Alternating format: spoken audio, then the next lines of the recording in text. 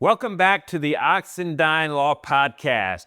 You've split the assets, you've sorted the debts, but who gets the dog?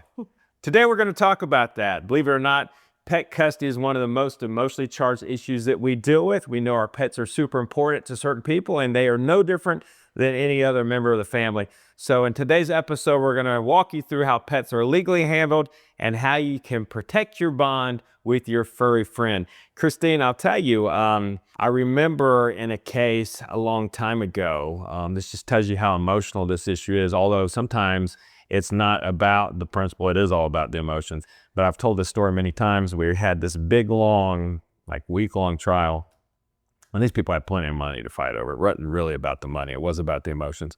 And I can't believe the judge let us argue this part of the case, but we found ourselves literally at the end of this week-long trial arguing over who was going to get the plastic dog toys.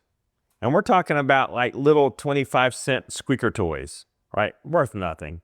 And so we take a break and I go to the other attorney. I'm like, we're arguing over these plastic dog toys, but nobody said anything about the dog.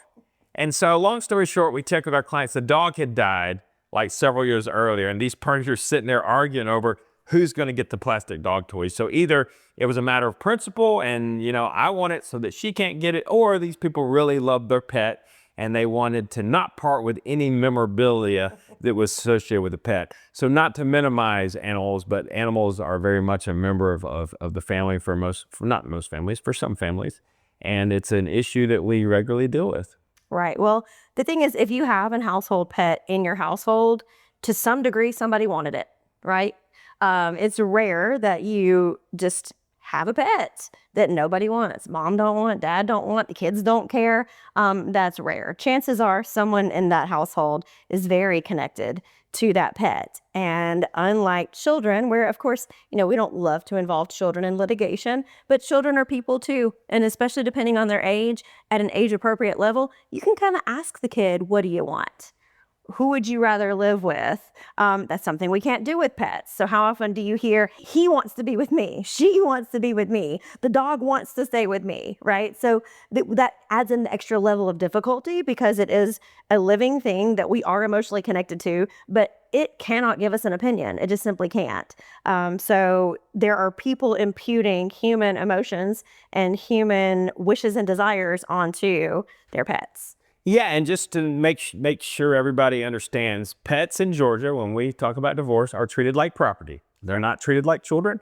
I say this, it's not exactly accurate, but think about your division of the kitchen table and the pots and the pans, right? Animals, unfortunately, or fortunately, depending on who you are, fit in that same category. But in making a decision, I think the court will take into consideration who purchased the pet, who initially wanted the pet. Is there anybody's name that's registered to the pet? Who's primarily taking this animal to the vet? Yep. Who's walking the dog or whatever type of pet, feeding the fish, whatever it may be on a regular basis. And that certainly would weigh into the judge's decision on who to award the pet Yeah, to. ultimate ownership, because also we have to look at what are these people's lifestyles post-divorce? Is this a dog who's lived 7 years in the same household with the same backyard, that knows how to use the doggy door, that when you go on a walk, he knows where all his little buddies live, and one spouse is moving into an apartment building? So maybe it's not fair to the dog to have to go live in a one-bedroom apartment and ride an elevator down to just go to a little bitty square to try to use the bathroom when they're used to an open backyard. So there are a lot of factors that a court will or can look at when everyone's arguing that I want the dog. Yeah, and court will consider those factors, but again, I do want everybody to understand it's different than the way the court's going to treat like temporary custody of a child. Because I've had clients in the past, they don't have children, they have animals. And we're in a situation where, well, I'll be very specific. My client was out of the house, had moved out, was not getting back in, and the wife had the pets, the dogs, and he loved his dogs, and he wanted his dogs. And there were no other temporary issues in the case. Like, we weren't addressing possession of the house or payment of bills. We had no issues on that. But he wanted me to request a temporary hearing solely on the issue of the animal. Right. And the court would not do that. I didn't even ask for it because I knew the court was not going to schedule me a temporary hearing to address who's going to have possession of the dogs while the case is pending. But yes, by the time we finally got to the final hearing, we addressed that issue before the court. There were 2 dogs, and to no surprise, my client got one dog and the wife got the other dog. Right. But don't expect a court to see temporary possession of the pets as an emergency. If you're going to have a temporary hearing anyway, because you need a hearing to address temporary custody and where everybody's going to live and how the bills are going to get paid, that's certainly something the court will address at the temporary hearing, along with the other issues, which is who gets temporary possession of the pet and who's going to pay for the expenses of the pet. But don't expect to get a special separate hearing just on the issue of temporary possession of your pet. And while pets are gaining in popularity when it comes to courts actually considering that they are not an item of property, they will be a little more lenient on that. You know, if it was, like you said, a kitchen table, it's going to be, well, who bought it? Or was it gifted from one of your family members and that's just kind of it? Or flip a coin. They're going to give a little more consideration than that. But at the end of the day, because the law is that they are property, do not expect a judge to give you a joint custody or parenting time schedule with your pet. One person will own the pet because it is legally considered property. That's not mine and Jared's opinion. We're not telling you that that's not important. We're telling you that in the eyes of the law, it's a piece of property, and no other piece of property in that house is going to be co-owned.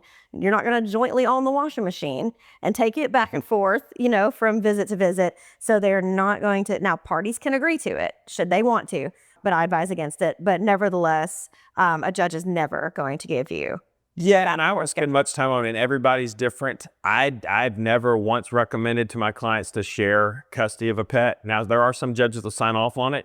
If you reach an independent agreement Parties want where you're, you know, exchanging the pet almost like you would for visitation time with a child. And importantly, the pet can go with the child. So if this is a child that's bonded to its dog or cat, and the parties are like, yeah, that would be great for the child, judges will highly consider that the dog is awarded to the child when it comes to where the cat is staying. Right. But from a privacy standpoint, and again, you don't have to take this as just my personal opinion. There are plenty of people that do it.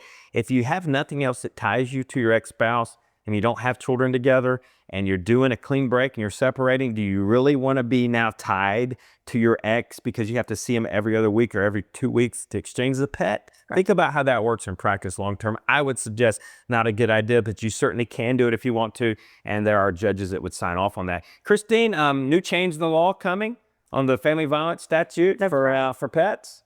And I do think this is a very important change in the law. Anyone who's dealt with situations of domestic violence knows that a lot of times a victim of domestic violence, male or female, a victim of domestic violence will look to something, cling to something for that love and support. And very often they have become bonded with a pet. And that can be anything: dog, cat, guinea pig, parrot. It is common for a victim of domestic violence to become emotionally bonded to a pet because they're not receiving the sort of emotional support that they deserve from their partner. So what does that abuser do? Immediately use that as a tool to keep them. Okay, fine, you can leave, but the dog stays. Yeah. If you leave, I'm going to kill the cat. So those pets so often become a way to control someone in a domestic violence situation. And previously, because they were property, they weren't considered in a petition for protective order.